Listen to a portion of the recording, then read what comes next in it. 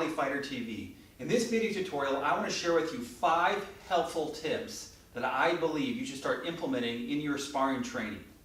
Now, these helpful tips that I'm going to share with you throughout this video are something that I've been using throughout my training, and I've been training for 25 years in martial arts, and I still use them to this day. That it helps me to overall track my progress and really help me to have a better discernment and when I actually approach my sparring applications and drills. So whether you're a martial artist who's training for self-defense or you're martial arts training for mixed martial arts, these 5 helpful tips I believe will work for just about anybody regardless of your skill level.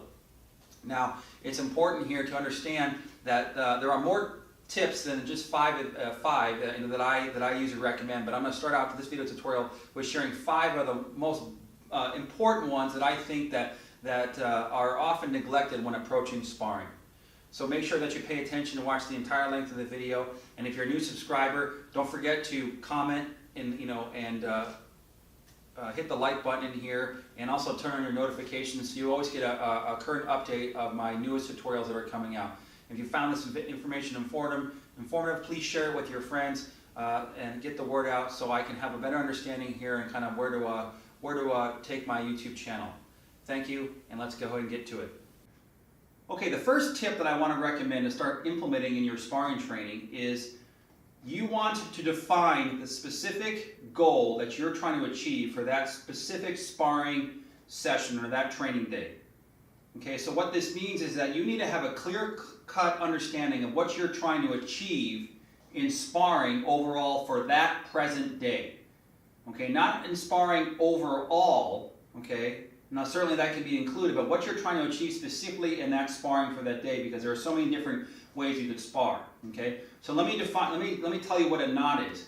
If your overall goal is to spar your training partner, whoever that's going to be, and your overall goal mentally is to hit them more than they hit you, okay, or if it's to kick them more than they kicked you, or to tackle them more than they tackled you, if that is your overall goal, that, in my opinion, is not a specific goal. That is an effect of achieving all the other specific goals that I'm going to mention throughout this video. Okay, so if we were sparring here, this is what I see a lot on training in on YouTube and things like this, or going into gyms in here when they're sparring, right? So what happens is you see two guys sparring in here.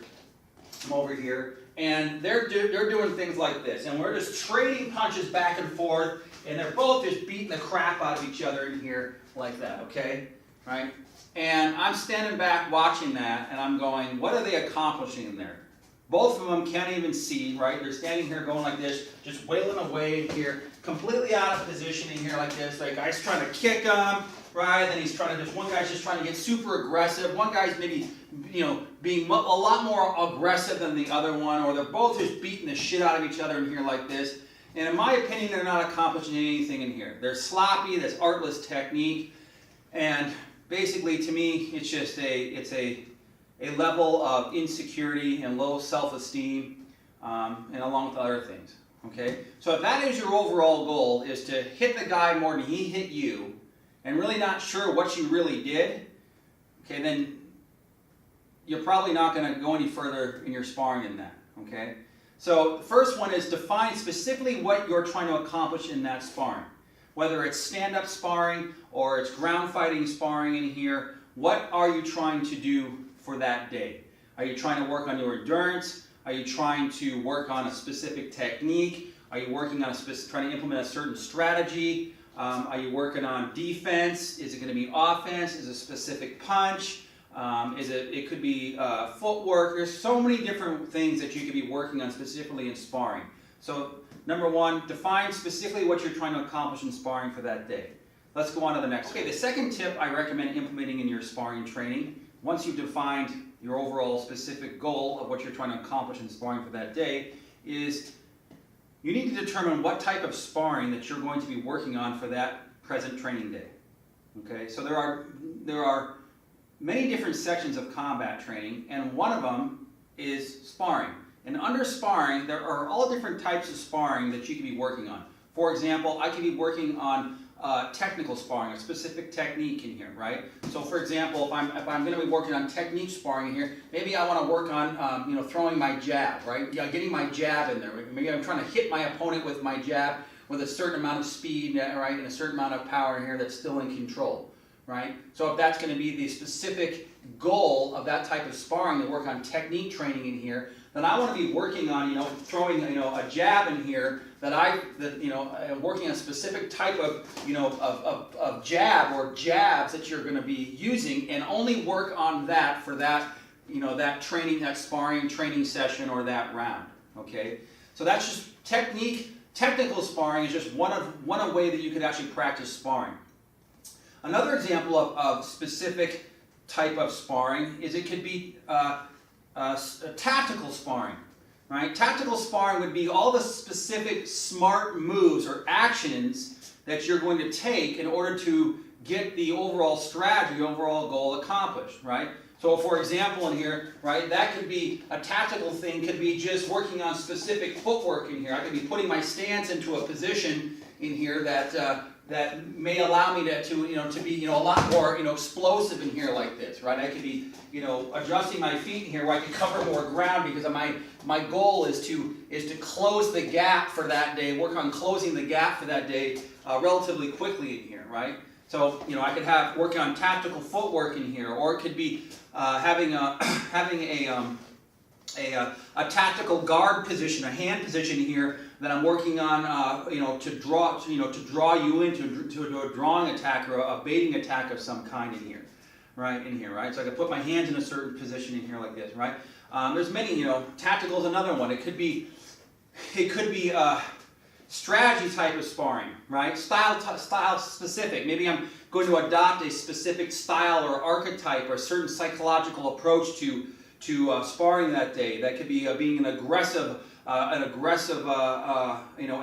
It could be passive actions in here, right? It could be evasive actions. I could be practicing, working on being very evasive, like a runner type counter fighter person in here like that, and only work on that. So the second tip that I recommend is you need to have a clear focus and define of what type of sparring, specific sparring that you're going to be working on. Is it defensive? Is it offensive? If it's defensive sparring, what type of defense are you working on, right? Is it blocking skills in here where he's throwing punches in here, right? And I'm working on my blocking skills, right? Or is it going to be, throw a punch and it's, evasion skills in here like that? Which one is it going to be, right? Is it going to be working on, throw a punch in here? Is it going to be shielding skills, right? So if you're working on defense, right? Is it going to be counteroffensive in here, right? So second one, make sure you know exactly what specific type of sparring you're going to be implementing for that sparring training day. Let's go on to the next one. Okay, the third tip I would recommend that you start implementing in your sparring training is train all sparring skill sets at first separately before you try to lump them all together. Okay? Train all sparring skill sets separately, whether they're upright or ground sparring skill sets separately before you put them all together. Now, why do this in here at first? Okay, this is important to do because if you try to lump all the striking, the kickboxing, the wrestling, the clinch fighting, and the ground fighting, if it's MMA, for example, if you try to lump all that together every single time you spar, okay, you really don't get to really work on the specific areas of combat that could be happening that led up to the takedown or led up to the clinch or led up to the submission, because everybody is so focused on trying to dominate the other person in sparring, right? So a lot of it's ego sparring. Is that, again, it kind of goes back to if I hit you more and get more aggressive in here like this, even if it's sloppy, a lot of times it is, right? With really kind of very erratic, artless technique, I really don't even know what I'm accomplishing, right? Other than I got him down on the ground or I clinched him, right? But I don't really train the tactics and all of those specific strategies that led up to that, okay? So training your sparring skill sets separately without deviating off the overall picture in here, and overall, that's also not going to put you, out of position or give you liabilities. right? So for another example, like if you're going to train boxing, you're an MMA fighter, for example, you're going to train your boxing, right? And you put your boxing gloves on and you get on your sparring arena, whether it's a mat or ring or cage in here, and you start to adopt a traditional boxing type of stance, or maybe you put your guard, your stance in a position because you know you're just going to throw hand techniques, right? And you know you're not going to be kicking for that day or doing takedowns. So what happens is mentally you kind of give your body, your legs a relaxed state, right, at that time of sparring. And so you're really not concerned, because you're not concerned about kicking, your legs aren't in a position to deal with a kick in here. Maybe you're standing wider for that day because it's boxing. But when in the real fight in here, whether it's the ring, right, or if you're studying for self-defense, is that you also got to be worried about kicking and getting taken down, or stuff like that, or slipping in here. You're adopting a stance or a position that's really not realistic for the real application that you're trying to train for. Okay, so your sparring has to mimic how you'd want to fight. A lot of times, fighters fight like how they spar, and they really pick up a lot of poor habits, right? Because they try to lump everything all together. I mean, they don't have very good counter-fighting skills, but they're trying to do mixed martial arts, and what's happening is he throws a punch in here, right? He's all out of position. He's just swinging back like this because he's so nervous about looking ridiculous in front of everybody that he's like, well, if I just hit this guy really hard, then I may get his attention here. Even though he does, maybe even though that defensive skill set is so poor, right? That's what he needs to work on, is that, right? Whatever sticks out the most that you're not efficient in or you don't feel confident, that's what you should be working on. Let's say that I'm working on kickboxing, okay, and we're not using any takedowns. Oftentimes, what I've experienced a lot with fighters is they go, okay, we're working on kickboxing, so what I can do in here is I'll shorten up my legs a lot more, right, so I can kick easier in here, and then what they forget about is that, well, in reality, he could take me down. So they adopt stances in here there for kickboxing here, so they can deliver, these kicks in here like this, and they know the guy's not going to take them down. So they'll throw a kick and they'll leave their leg out there, right? They're trying to do fancy kicks like this in here like that, because stuff they normally wouldn't do in a real fight, okay? Because they know that certain things aren't going to happen. So they're taking even more reality out of the sparring in here, right? So when you practice sparring and you're training the sparring skill sets separately, okay? You still want to put your body and mind into a mental, physical position that still resembles, I know we're not doing takedowns, but we're kickboxing in here. But I want to put my body and my mind in a reactive position in case he decides, when I have to throw a kick, in case he decides to take me down, right? So if I throw a kick and I'll do it slow, and I hit him in the leg in here like this, and he eats it, and then he takes me down, I need to be able to get myself in a position where I can be ready to stop that, irregardless if we're not doing takedowns. Because what happens is that a lot of people who spar like that will start adopting bad habits, right? They'll start training in bad habits they're not even aware of that become part of their sparring experience and then transfer over into the real application, okay? So as you get better and progress into the specific sparring skill sets that you're working on, and you know exactly what you're working on, then you can start slowly kind of adding them together. Adding punching and kicking together, adding punching, kicking, and clinching together, right? Adding, just clinch fighting in here like this, right? So another example is a lot of MMA fighters, they'll train wrestling upright, right? They'll stand here and they're crouched over like wrestling here, trying to do all this. Well, how many MMA fights do you see where we're hunched over like this, just grabbing each other? That's not what happens in MMA. That doesn't what happens in the street. What happens in the street is we're standing here, just I go boom in the face, and I grab him in here like this, and the guy's just trying to wail on him in here, right? So I need to kind of train the skill sets separately and go into them initially how I perceive what would really happen in a real sport combat fight or a real street application, okay? So make sure, number 3, is that you train your sparring skill sets separately at first so you have a clear understanding of what you are doing in that skill set, what you are trying to accomplish, very specifically and globally. Let's go on to the next one. Tip number 4. Tip number 4 is when you actually start to spar for that day, for that training session in here, is when you actually approach sparring, you want to approach sparring with the mindset of having an objective mindset. Okay? Now what this means is having an objective mindset as opposed to having a subjective mindset.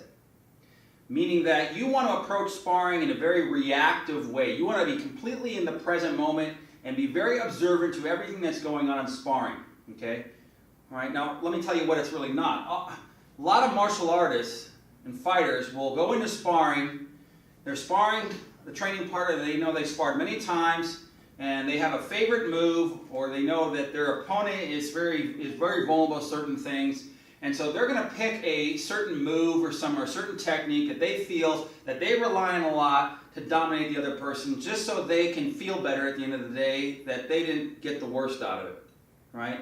So they're taking action as opposed to being reactive, they're not really trying to overall see what their training partner is doing for that day. So you may be sparring somebody that you sparred many times, and you know his strengths and weaknesses, and he may know yours or not in here, and you're going to try to use the same method of deployment all the time in order to, again, get the best of him, and that's nothing short of just, insecurity training in here and just trying to massage your ego, okay? When in fighting is to be very reactive, right? Reaction is superior to action. Action is faster than reaction, but reaction is superior to action because reaction-based means you are in the present moment, right? You're keeping your mind very clear and neutral, so you're open to all possibilities in here, all strategies, tactics, and techniques, all skill sets, okay? If you don't think of it like that, you're going to limit yourself right off the bat, okay? Even if you come up with a specific sparring regimen for that day, like I said earlier about the tip number 2, you still need to be reactive. Even if you are going to be focusing on a specific technique or a specific strategy or tactic, you still need to become reactive. Okay, so what else does, in learning to kind of, be objective, versus subjective mean? Is when you get into your sparring, your sparring arena, wherever that is in here, is you want to get yourself mentally centered and balanced first. Okay? So what does this mean? This means before I decide I'm going to take action offensively or defensively in here, right? What I don't care about is how many techniques I deliver. I don't care about being first. A lot of MMA fighters and coaches are always telling them to be first and be busy, all right, and they end up walking into a punch they don't see. But in my opinion, what works the best for me, and I think is very important that everybody can kind of relate to, is to come out, whatever it's the ring or whatever you're sparring in, is to let yourself get centered into the floor, get grounded into the floor, wherever that is, have a neutral stance in here so you can move in here, get your vision right on your opponent, get your eyes watching, right? You need to make sure that you can see everything that's happening, okay, first, right? If you start flinching and blinking in here like this in here, right, or trying to take action and getting aggressive and, out of control just to hit the guy first, okay, you're really not paying attention to what's going on. You're trying to decide to do something before it is really needed. And to me, you're guessing. It may work or it may not. Right? Your opponent, on the other hand, if he's really paying attention in here, he's going to see every little thing that you do. That's the difference between a martial artist as opposed to a fighter. Is that artists really have mastered some kind of craft or some kind of skill set to the highest levels possible. Right? So if I get myself centered in here and I got my eyes watching my opponent here, I want to get myself into a neutral position. All right, and here I need to have that balance first. I got to have my mind mentally centered and be in the present moment to watch what my opponent's doing. The key is to watch. Now, this does not mean that you don't take action first. That's not what that means to be reactive first.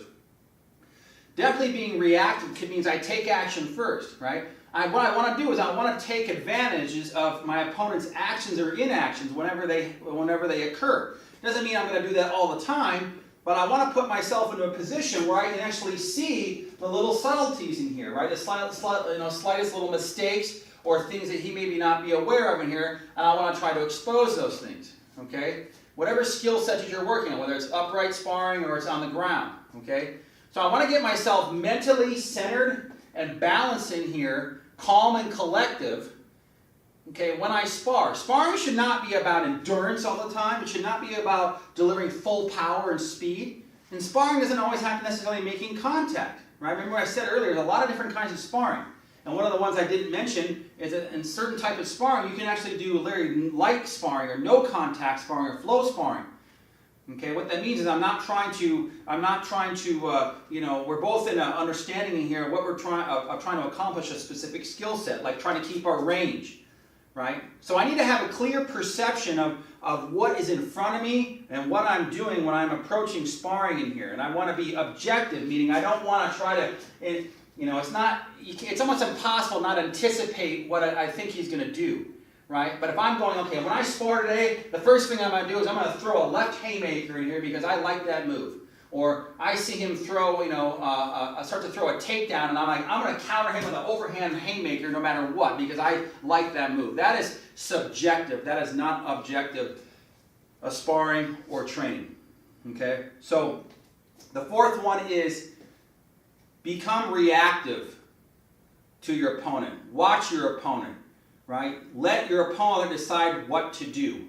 You may go ahead and try to implement certain strategies and tactics, but you still have to be reactive and flow with the situation. If I think I'm gonna step in and throw a jab cross, and I think I'm gonna hit him, and he decides to duck down and tackle me in here, and I go boom, boom, like this, right? I need to make sure that I can. Whoa, okay, we're doing this now. Now we're grappling in here, right? And if we're fighting from here like this, and I'm like, okay, I want to go into this trip in here like that. And I start to force that action in here, and all of a sudden I get taken down in myself because I decided to pick a move, right, ahead of time that I like or I feel he's vulnerable to, and I don't know how to react to what's happening because I've already set my mind set up front that I'm going to do this action first. And a lot of times it's going to happen so fast you can't reverse your thinking.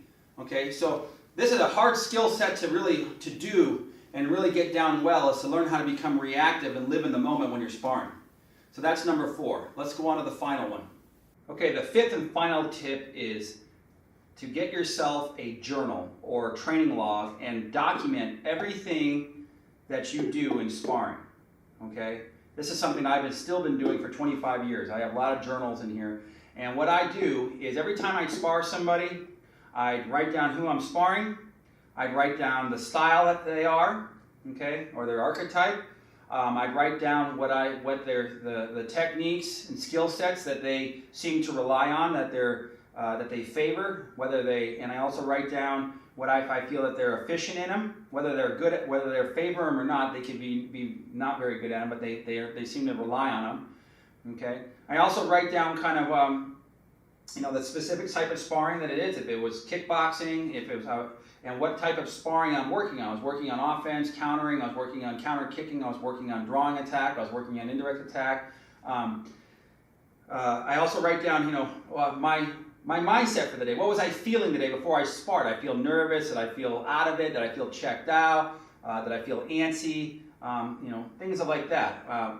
Write down, your strengths. What do you seem to rely on a lot in sparring on the specific training partner or opponent? What do you think your weaknesses are?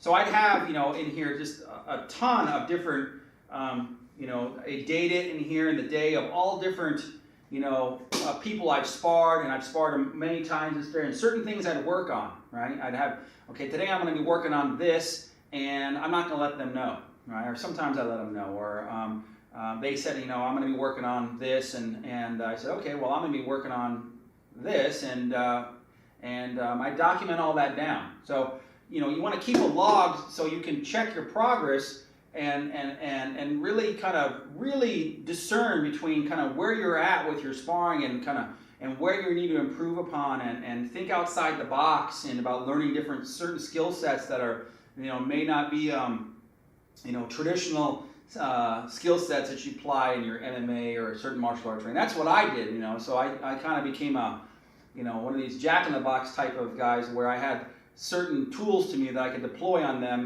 based on what I was seeing in that moment. A lot of times the feedback I would got, going into gyms and just working out with random people was like, hey, what the heck was that? Or how did you do that? Or where'd you learn that? Or what is that supposed to do? And I often would share some of this stuff with them in here. And that just helped me just kind of really make, take my knowledge and my training to a different level. So number 5 tip is to get yourself a journal, document all the specific details of your sparring training, both mentally and physically. So that's it for today's tutorial. I hope you found this video informative. If you do, don't forget to subscribe. Turn on the notification button, the little bell in the corner there on your screen. Make sure you leave a comment, share this video with your friends, and thank you again, and take care.